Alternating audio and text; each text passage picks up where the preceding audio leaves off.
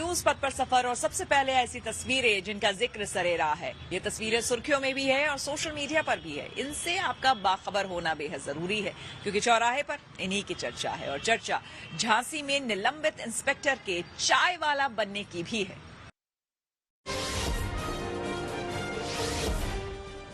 संगम नगरी प्रयागराज में तरह तरह के साधु संत और श्रद्धालु पहुंच रहे हैं। इन्हीं में एक हैं ओडिशा से आए कैलाश चंद्र राउत, जो हनुमान जी के भक्त हैं और वो खुद हनुमान जी की वेशभूषा में ओडिशा से प्रयागराज पहुंचे हैं। यहाँ उन्होंने संगम में आस्था की डुबकी भी लगाई। प्रयाग की सड़कों पर हनुमान जी के रूप में कैलाश को देखकर भक्तों का उत्साह भी बढ़ गया है और लोग उनके साथ तस्वीरें भी ले रहे हैं।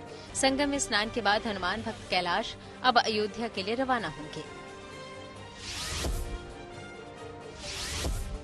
मथुरा के बांके बिहारी मंदिर में श्रद्धालुओं ने जमकर गुलाल उड़ाया। बसंत पंचमी के मौके पर मंदिर में बड़ी संख्या में श्रद्धालु पहुंचे और बांके बिहारी मंदिर में पूजा अर्चना की। माना जाता है कि आज के दिन से ही गुलाल उड़ाने के बाद ब्रज में होली के पर्व की शुरुआत हो जाती है। आज से होली का आगाज होता है और ठाकुर जी को प्रेम से रंग गुलाल चढ़ाया जाता है और फेंट में और कपोलों पर गुलाल लगाया जाता है। कहाँ से आए हैं, किस तरीके से स्वागत है? हम तो कनाडा से आए हैं। कनाडा से होली खेलने आए हैं। दिल्ली में प्रधानमंत्री नरेंद्र मोदी ने छात्रों से दिलचस्प अंदाज में मुलाकात की। पीएम मोदी पेड़ के नीचे बैठकर छात्रों से बातचीत करते नजर आए। इस दौरान पीएम मोदी ने छात्रों को गुरु मंत्र भी दिया। पेड़ के नीचे पीएम मोदी की पाठशाला लोगों के लिए चर्चा का विषय बनी हुई है। जो बच्चे गारंटी है पास होंगे उन्हीं को जाने दे। क्यों? क्योंकि उनका रिजल्ट खराब हो जाएगा तो मेरी सरकार की इज्जत खराब हो जाएगी, इसलिए बड़ा बेईमानी का काम होता है। राजस्थान के बाड़मेर में एसडीएम बद्री नारायण का सरकारी अस्पताल के डॉक्टर रामस्वरूप रावत को धमकाने का मामला सामने आया है। दरअसल एसडीएम साहब सरकारी अस्पताल का निरीक्षण करने पहुंचे थे, जहां एक शख्स गंभीर हालत में भर्ती था। हालांकि डॉक्टर मरीज की निगरानी भी कर रहे थे और ओपीडी में भी मरीज देख रहे थे।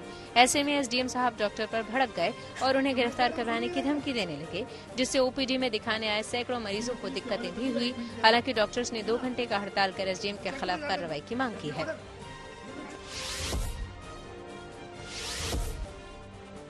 झांसी में निलंबित चल रहे यूपी पुलिस के इंस्पेक्टर मोहित यादव ने चाय की दुकान खोल ली है।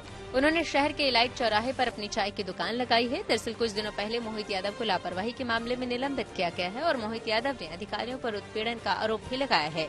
हालांकि मोहित यादव ने बताया कि वो निलंबन के दौरान आधी तनख्वाह भी नहीं ले रहे हैं। ऐसे में परिवार के पालन पोषण के लिए वो चाय की दुकान लगा रहे हैं। डिपार्टमेंटल चीजें हैं, सबको विदित है, सब जान रहे हैं, है ना। मुझे उम्मीद नहीं है, वो न्याय नाम की चीज नहीं है। एक तरफ की चीजें हो रही हैं, मेरी सुनवाई नहीं है, मुकदमा लिख दिया, फर्जी चीजें हो रही हैं, लगातार हो रही हैं। वर्तमान में अनुशासनहीनता तथा विवेचना में लापरवाही की वजह से इनके निलंबित करते हुए इनके विरुद्ध 4 जांचें प्रचलित हैं। ये जगह जगह इनके द्वारा पूर्व में भी अभद्रता की गई है। जिंदगी का सफर सुहाना हो, इसके लिए सावधान रहना जरूरी है। रोजमर्रा की आपाधापी में कुछ देर बैठकर सोचना समझना भी जरूरी है कि आपके आसपास क्या हो रहा है और जो कुछ हो रहा है उससे हमारी जिंदगी, हमारा परिवार कैसे प्रभावित हो सकता है। इसलिए हॉर्न बजाकर बाखबर करने वाली खबर जरूरी होती है। और आज की ये खबर प्रयागराज महाकुंभ में बसंत पंचमी के अमृत स्नान से जुड़ी है। आज बसंत पंचमी के पावन पर्व पर महाकुंभ में तीसरे और आखिरी अमृत स्नान के मौके पर 13 अखाड़ों के साधु संतों के अलावा करोड़ों श्रद्धालुओं ने आस्था की डुबकी लगाई। वहीं मौनी अमावस्या पर हुए हादसे के बाद प्रशासन पूरी तरह से सतर्क नजर आया। खुद मुख्यमंत्री योगी आदित्यनाथ ने सीएम कंट्रोल रूम से महाकुंभ की व्यवस्था पर नजर बनाए रखी। हालांकि आज श्रद्धालुओं की संख्या मौनी अमावस्या की तुलना में काफी कम रही। ऐसे में जरूरी है कि महाकुंभ में पुलिस प्रशासन की अपील को लेकर खुद भी सतर्क हो जाए और दूसरों को भी सावधान करने के लिए हॉर्न बजाए।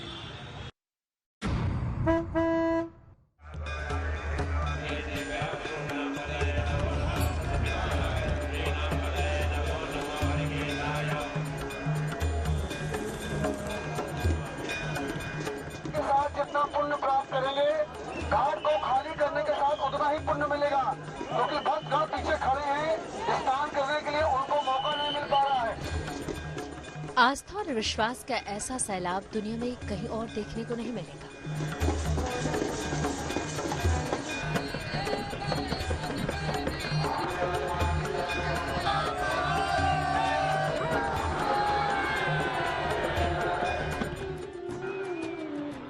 यह अद्भुत नजारा प्रयागराज संगम नगरी का है, जहां बसंत पंचमी पर अमृत स्नान के लिए श्रद्धालुओं के साथ भारी संख्या में साधु संत भी उमड़ पड़े हैं।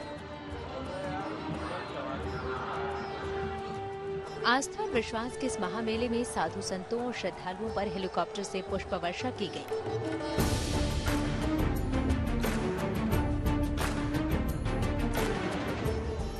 अमृत स्नान के लिए सबसे पहले पंचायती महानिर्वाणी और शंभू पंचायती अटल अखाड़े के संत निकले। शाही सवारी, रथ, सजावट और करतब के साथ ये पूरी तैयारी के साथ नजर आई।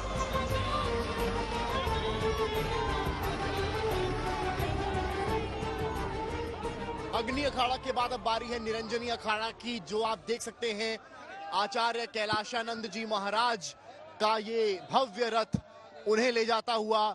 और आप देखेंगे यहाँ पर तस्वीरों में कैलाशानंद महाराज यहाँ पर मौजूद हैं और हर हर महादेव का जय घोष है। बालकानंद जी महागिरी जी महाराज और तमाम नागाओं की वो शक्ति, वो ताकत, वो शक्ति सनातन की और हर हर महादेव का जय घोष यहाँ होता हुआ बसंत पंचमी के इस महापर्व, इस महाअवसर पर एक से एक दिग्गज, एक से एक संत, सनातन के रक्षक जो अपने रथों को लिए यहाँ से निकल रहे हैं। क्या अग्नि अखाड़ा, क्या निरंजनी अखाड़ा और क्या नागाओं की शक्ति।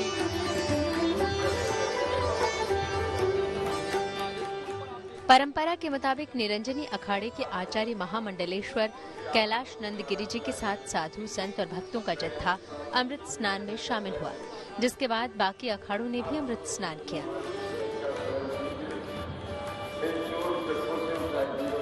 क्या दिव्य और भव्य दृश्य है। आज 13 के 13 अखाड़े आज अमृत राजसी शाही स्नान करने जा रहे हैं और करने की तैयारी कर रहे हैं। सबसे पहले महानिर्वाणी ने नहाया, महानिर्वाणी के बाद निरंजनी पंचायती श्री निरंजनी अखाड़ा और तपोनिधि हमारे साथ जो हमारा एक अखाड़ा है आनंद अखाड़ा, दोनों अखाड़े ने संयुक्त रूप से निरंजनी के साथ हमारे आनंद अखाड़े ने स्नान किया और पूरे हमारे नागाओं के साथ, सन्यासियों के साथ, हमारे निशान देवता और हमारे सभी सेक्रेटरी, सेक्रेटरी महंत, महामंडलेश्वर, मंडलेश्वर सबने आज संगम पर आकर के हमने डुबकी लगाया।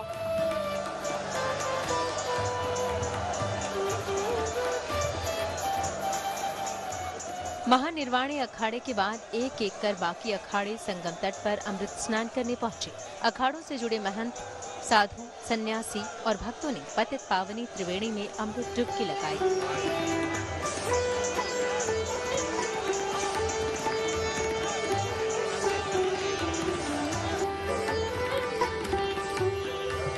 सनातन का सूर्य पूरे विश्व को आलोकित कर रहा है। हमारे वो जीवन मूल्य कि जिसमें पूरा संसार एक है, हम सब एक हैं। तो इस प्रकार की हमारी एकता और समन्वय, सामाजिक समरसता का दर्शन पूरा विश्व, देखिए पूरे विश्व को हमने दिखाया कि हम सब एक हैं।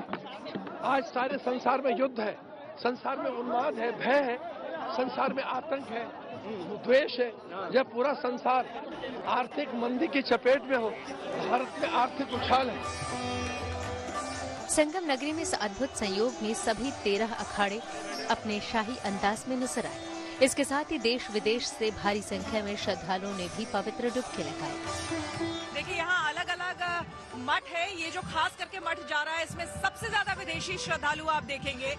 लगातार आप देखिए बिल्कुल भगवा में रंगे हुए ये विदेशी श्रद्धालु हैं। हालांकि आज इन्होंने पीतांबर पहना हुआ है, पीला वस्त्र पहना हुआ है, क्योंकि जाहिर सी बात है आज वसंत पंचमी है और वसंत पंचमी के दिन पीला वस्त्र पहना जाता है, उसे शुभ माना जाता है।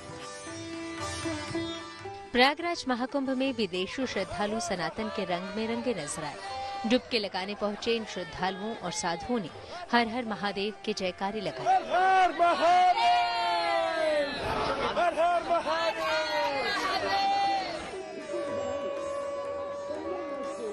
संगम किनारे हर हर महादेव के जय घोष के साथ कुछ विदेशी श्रद्धालु शंकर सुवन केसरी नंदन की स्तुति में भी लीन दिखे।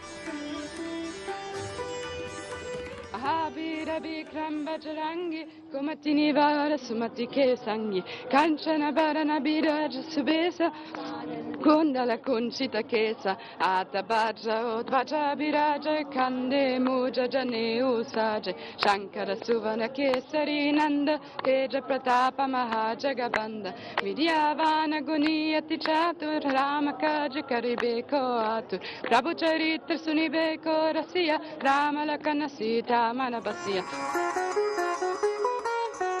मुख्यमंत्री योगी आदित्यनाथ के ऑफिस की तरफ से भी श्रद्धालुओं का उत्साह बढ़ाया गया।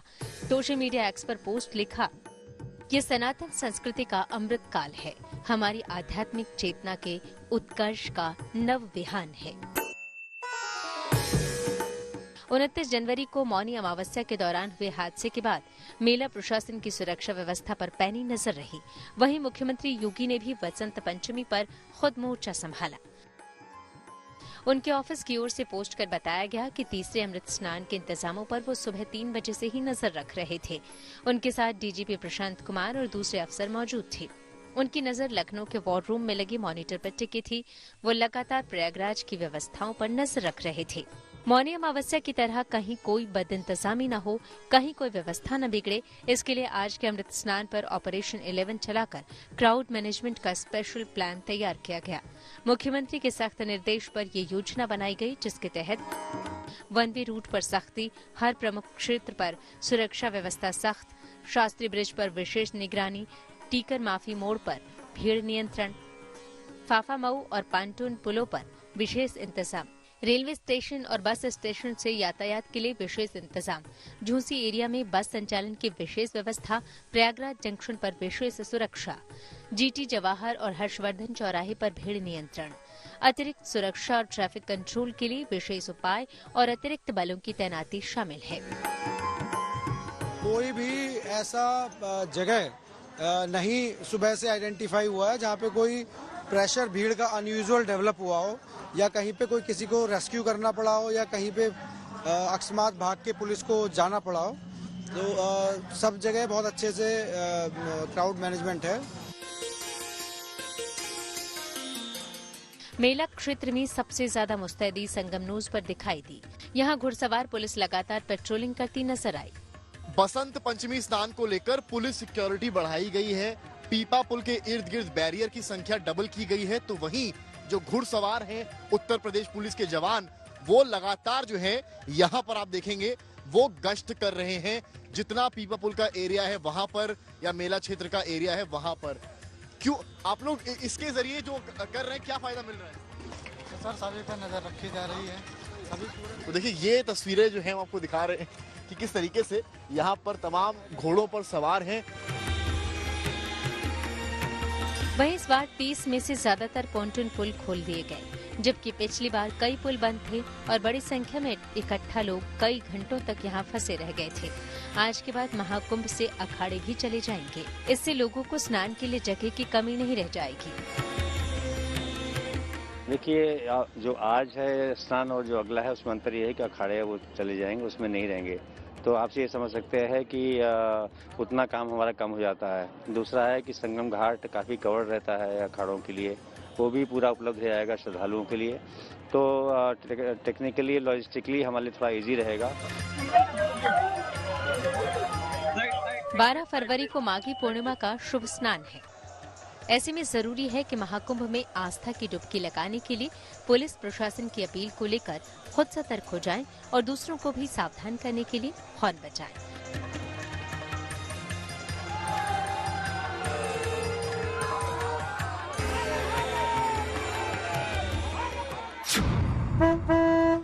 प्रयागराज से संतोष कुमार और समर्थ श्रीवास्तव के साथ Shweta Jha, good news today. Rahul Gandhi के चीन वाले बयान पर लोकसभा में हंगामा। ये सीधे आपको लिए चलते हैं न्यूज एक्सप्रेसवे पर, जहां देश भर की कुछ और जरूरी खबरें कर रही हैं आपका इंतजार।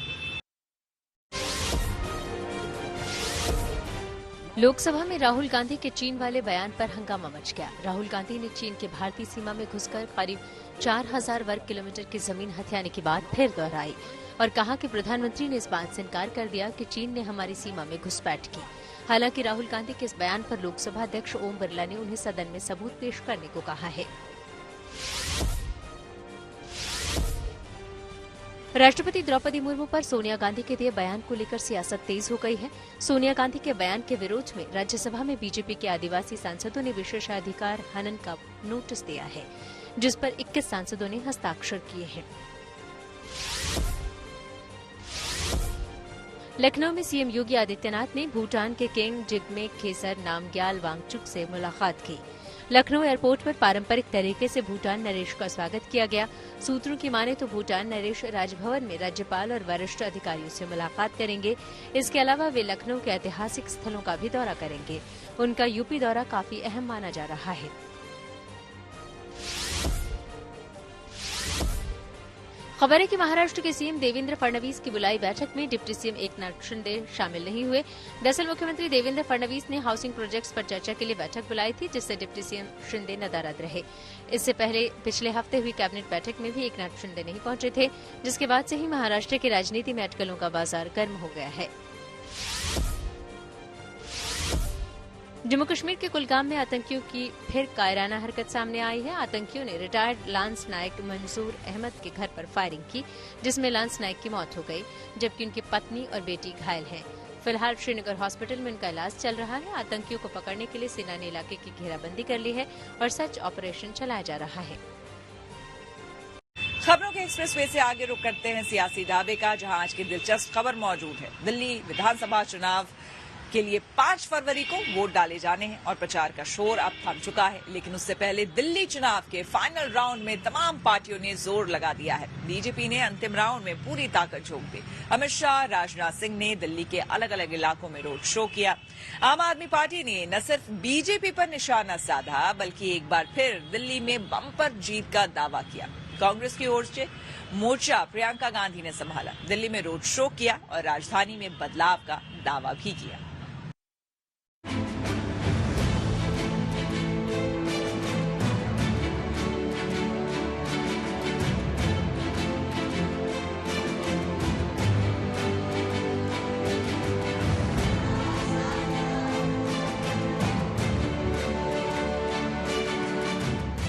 देश की राजधानी दिल्ली में चुनावी प्रचार का शोर थम गया है। अब वक्त दिल्ली की गद्दी के फाइनल राउंड का है।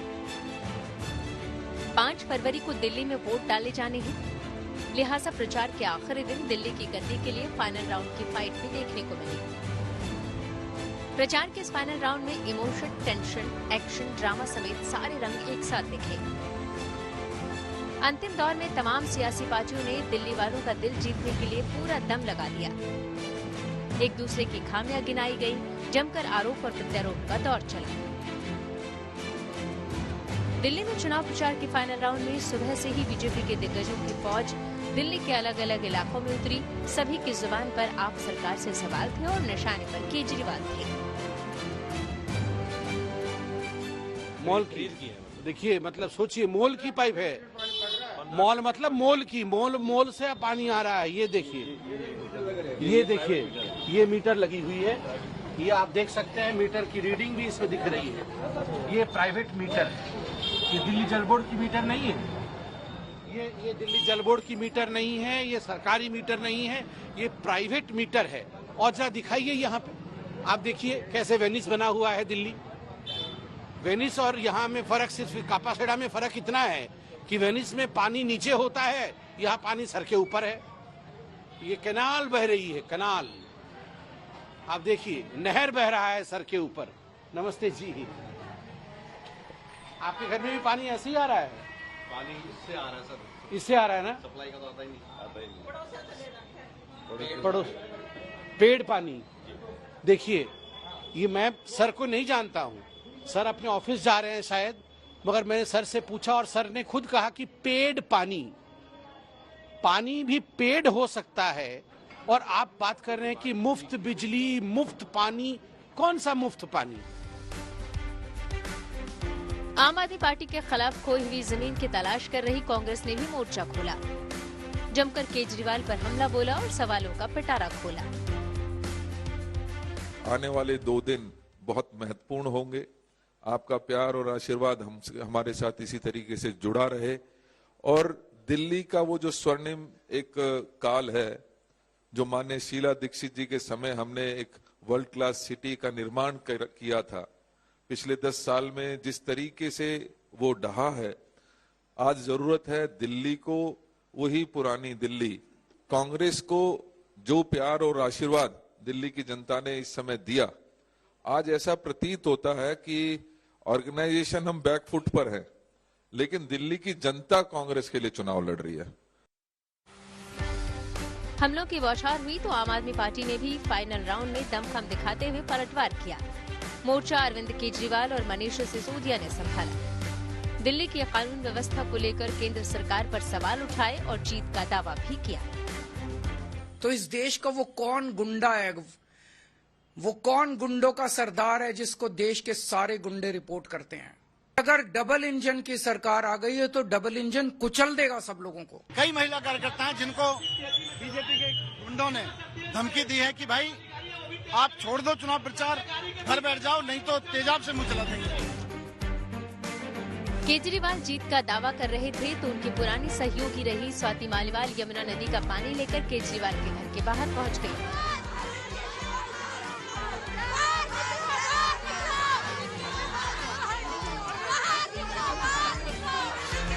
केजरीवाल के पुतले को उसी गंदे पानी में डुबोया और विरोध दर्ज कराया।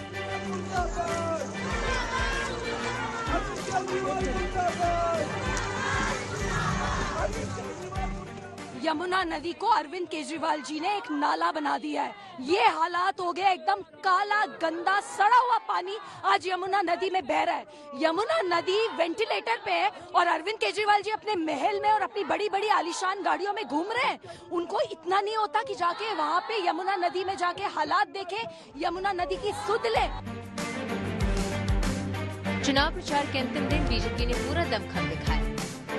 दिल्ली में बदलाव का दावा किया और आम आदमी पार्टी की सरकार पर जमकर निशाना साधा।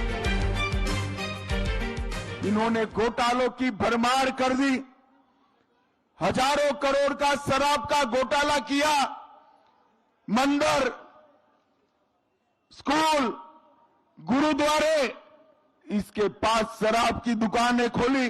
भाइयों बहनों, भ्रष्टाचार के खिलाफ लड़कर आए केजरीवाल स्वयं भ्रष्टाचार की मूर्ति बन गए और बड़े मियां छोटे मियां दोनों शराब घोटाले में जेल में गए।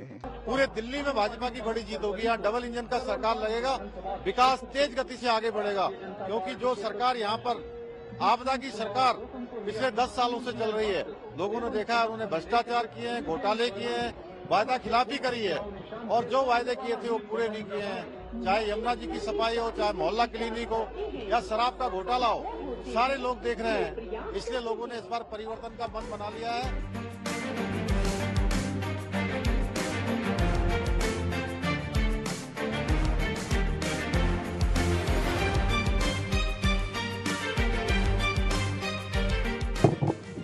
ऐतिहासिक जीत हो रही है। जैसे आपने महाराष्ट्र में रिजल्ट देखा, जैसे आप हरियाणा में देखें, मध्य प्रदेश में देखें, आप वैसे ही रिजल्ट यहाँ भी देखेंगे जैसा आपने राजस्थान में देखा। जनता त्रस्त हो गई। देखिए, झूठ से, फरेब से, भ्रष्टाचार से, शराब के इस भ्रष्टाचार, हमारे पूर्वांचलिया खास करके लड़के बर्बाद हो गए। उनकी जिंदगी आने वाली पीढ़ियों को शराबी बना दिया। 11 साल में इस नर्क, ये राजधानी के नाम पे नर्क बना के रखा। तो ये अब जनता अब सहेगी नहीं। आखिरी चरण के प्रचार से पहले जीत के दावों और आरोपों के दौर के दरमियान आप, बीजेपी और कांग्रेस ने एक दूसरे पर कड़े प्रहार किए। दिल्ली में 5 फरवरी को मतदान होगा और 8 फरवरी को ये फैसला होगा कि करीब 1 महीने से जारी प्रचार और प्रहार के बीच चुनाव के इस फाइनल राउंड में शिकस्त किसे मिली और दिल्ली की जनता ने किसे गद्दी का हकदार माना। Bureau report, good news today. News पथ पर आगे है धन बाजार, जहां शेयर बाजार से लेकर कारोबार तक की सभी अहम खबरें होती हैं, जिसका सीधा रिश्ता आपकी आमदनी, आपकी जेब से होता है। तो तेज रफ्तार खबरों के बीच ये जरूरी खबरें छूट ना जाए, इसलिए सीधे आपको लिए चलते हैं धन बाजार। हफ्ते के पहले कारोबारी दिन शेयर बाजार में गिरावट देखने को मिली। सेंसेक्स 319 अंक लुढ़कर 77,187 पर बंद हुआ। वहीं निफ्टी भी 121 अंक फैसला, ये 23,361 पर आ गया। ऑयल एंड गैस, मेटल और बैंक समेत कई सेक्टरों के शेयर लाल निशान पर बंद हुए। सोने चांदी की कीमतों में तेजी आई। सोमवार को दिल्ली सर्राफा बाजार में सोना 400 रुपए महंगा हुआ। इसके साथ ही दिल्ली में 10 ग्राम सोने की कीमत बढ़कर 85,300 रुपए पर पहुंच गई। वहीं चांदी भी 300 रुपए उछली। अब दिल्ली में 1 किलो चांदी की कीमत बढ़कर 96,000 रुपए हो गई। सोमवार को डॉलर के मुकाबले रुपया फिसल गया। इसमें 55 पैसे की गिरावट आई। इस तरह 1 डॉलर के मुकाबले रुपए की कीमत 87 रुपए 17 पैसे हो गई। किया इंडिया ने हाल ही में अपनी नई एसयूवी किया सिरोज को भारतीय बाजार में लॉन्च किया। कंपनी ने अपनी इस नई एसयूवी को 6 वेरिएंट और 8 कलर ऑप्शन के साथ बिक्री के लिए बाजार में उतारा है। इसकी शुरुआती कीमत करीब 9 लाख रुपए है। न्यूज पथ के सफर में अब सोशल अड्डा का रुख करते हैं, जहां आज बात होगी बजट 2025-26 में मिडिल क्लास को दी गई राहत की। वित्त मंत्री निर्मला सीतारमण ने शनिवार को संसद में आम बजट पेश किया। इस बजट में सबसे बड़ी राहत की खबर मिडिल क्लास के लिए आई। बजट में 12 लाख रुपए तक की आमदनी को टैक्स फ्री करने का ऐलान किया गया। सरकार के इस कदम की हर तरफ तारीफ हुई। अब केंद्रीय प्रत्यक्ष बोर्ड यानी कि सीबीडीटी के चेयरमैन ने इसे एक बड़ा बदलाव बताया है। सीबीडीटी के चेयरमैन रवि अग्रवाल के मुताबिक सरकार के इस कदम से आपको बता दें कि देश के करीब 95 से 97% तक टैक्स पेयर्स नई टैक्स रेजीम को अपनाने के लिए प्रेरित होंगे। रवि अग्रवाल के मुताबिक देश में 8 से 8.5 करोड़ इंडिविजुअल टैक्स पेयर्स हैं और इनमें से करीब 75% तक अब तक न्यू टैक्स रेजीम को अपना चुके हैं। अब जबकि सरकार ने टैक्स स्लैब में बदलाव कर दिया है और 12 लाख रुपए तक की आय को टैक्स फ्री कर दिया है, तो उम्मीद है कि 90% से 97% टैक्स पेयर्स इस नई कर व्यवस्था में शामिल होंगे। रवि अग्रवाल ने कहा है कि न्यू टैक्स रेजीम में किए गए इस बड़े बदलाव का मकसद साफ है कि सरकार ने मिडिल क्लास को पर्याप्त राहत देने की कोशिश की है। उन्होंने कहा कि ये भारतीय अर्थव्यवस्था के लिए भी पॉजिटिव है और ग्रोथ को बढ़ावा देने वाला है। हालांकि उन्होंने साफ किया कि मौजूदा वक्त में ओल्ड और न्यू दोनों टैक्स रेजीम कायम है और टैक्स पेयर्स के पास दोनों विकल्प चुनने का ऑप्शन भी मौजूद है। मतलब ये है कि अगर कोई टैक्स पेयर चाहे तो फिलहाल वो पुरानी या फिर नई टैक्स रेजीम को चुन सकता है। हालांकि सरकार के इस कदम से मिडिल और सैलरीड क्लास के लिए बड़ी राहत है, क्योंकि अब उसे 12 लाख तक की छूट मिल गई है। इसके अलावा 75,000 का स्टैंडर्ड डिडक्शन भी मौजूद है। 12 लाख तक की इनकम को टैक्स फ्री कर देना, इस पर आपकी क्या राय है? The finance minister has taken a pragmatic approach because the tax breaker which he has upheld, I think it will definitely help the middle income class people. आपको क्या लगता है कि इस चीज के बाद जो ओल्ड टैक्स स्लैब है खत्म हो जाएगा पूरी तरीके से? हाँ जी मैम, खत्म हो जाएगा और देखने में भी अच्छा लग रहा है ऐसे हमारे को भी कि टैक्स कम हो रहा है। हम लोग तो काम करने वाले बंदे हैं, इससे हमारे को भी फायदा है। जहाँ 18% 12% हो रहा है तो अपने लिए तो फायदा ही है बिल्कुल ही मैम। हाँ जी मैम। आपको क्या लगता है कि अब क्योंकि सरकार का मानना है कि अब 90% जो है वो नए टैक्स स्लैब को चुनेंगे, आपकी इस पर क्या राय है? आपको लगता है ऐसा? Recently, Finance Minister Nirmala Sitharaman published the budget, economic survey और बजट। तो इसमें ऐसा माना, मतलब उन्होंने पब्लिश किया कि 12% मतलब 12 लाख तक का मतलब टैक्स दिया नहीं जाएगा। लेकिन मेरा ही कहना है कि पर्सनली कि अगर मतलब ऐसा होता है तो फाइनेंशियल डिफिसिट पे थोड़ा सा बोझ पड़ सकता है, तो इकोनॉमी के लिए वो थोड़े से चैलेंजेस हो सकते हैं। लेकिन उसके लिए फिर मतलब दूसरे भी ऑप्शन अवेलेबल है। लेकिन ओवरऑल देखा जाए तो बजट अच्छा पब्लिश किया हुआ है। मैम काफ़ी अच्छा इस बार तो बजट आया है, क्योंकि खैर पिछले साल तो आपने देखा था काफ़ी बड़ा ज़्यादा टैक्स लगा रखा था, तो काफ़ी सारी फैसिलिटीज़ पे भी अच्छा खासा टैक्स का वो कर रहा है, उन्होंने कम कराया। टोटल इकोनॉमी को फायदा मिलेगा, जीडीपी की ग्रोथ बढ़ेगी, क्योंकि सेविंग से इन्वेस्टमेंट होता है और सेविंग से कंजम्पशन बढ़ेगा। कंजम्पशन बढ़ेगा तो इकोनॉमी बढ़ेगी। तो जो फिस्कल डेफिसिट की बात की थी भी इन्होंने, वो इकोनॉमी में जो टैक्स पेयर बढ़ जाएंगे, टैक्स बेस बढ़ जाएगा और जब जीडीपी बढ़ेगा, एम्प्लॉयमेंट बढ़ेगा, तो ऑल टुगेदर इकोनॉमी को फायदा होगा। It's a very good budget. और 25 लाख लोग जो हैं जो 10 लाख का टैक्स भरते थे, उनको अब टैक्स नहीं भरना है। दूसरा, इनकम टैक्स का डर खत्म हो गया ना अब। 12 लाख रुपए आप अकाउंट में रखिए, आपको डर नहीं है, वरना आप किसी को भी कोई एंट्री दे रहे हैं या पैसा कैश जमा करा रहे हैं तो डर है। तो ओवरऑल सेंटिमेंट अच्छा है, स्पेशली वुमेन एम्पावरमेंट। अब हर वुमेन कह सकती है कि मैं 12 लाख रुपए कमा सकती हूँ या मैं अपने अकाउंट में रख सकती हूँ। तो overall economically it's a very good. Slab में मतलब लोग शिफ्ट करें 90% will shift to new slab, क्योंकि न्यू स्लैब इसमें काफी मतलब फायदे हैं। ओल्ड स्लैब में वही रहेंगे जिनकी इनकम बहुत ज्यादा है। तो हर किसी के लिए इस बार जो बजट है वो खुशी का पैगाम लेकर आया है, खास तौर पर मिडिल क्लास, जितने भी सैलरीड क्लास लोग हैं उनको वाकई में लगता है कि अब 12 लाख कहीं नहीं जाने वाले, वो वहीं के वहीं बैंक में रहेंगे, सेव रहेंगे। तो हर किसी की अपनी अपनी राय, लेकिन हर कोई इसको एक अच्छा रिस्पॉन्स दे रहा है। कैमरा पर्सन शैलेंद्र कुमार के साथ मनीषा रड्डा, गुड न्यूज टुडे। आइए अब रुक करते हैं प्रगति मार्ग का, जहां ऐसी खबरें हैं जो कि देश की तरक्की, प्रगति और लोगों की काबिलियत दिखाती है। यहाँ आज हम आपको लिए चलेंगे दिल्ली। बच्चों में एआई के बढ़ते इस्तेमाल और उसमें भविष्य की संभावनाओं को लेकर जागरूकता लाने के मकसद से एक चैंपियनशिप का यहाँ आयोजन किया गया है।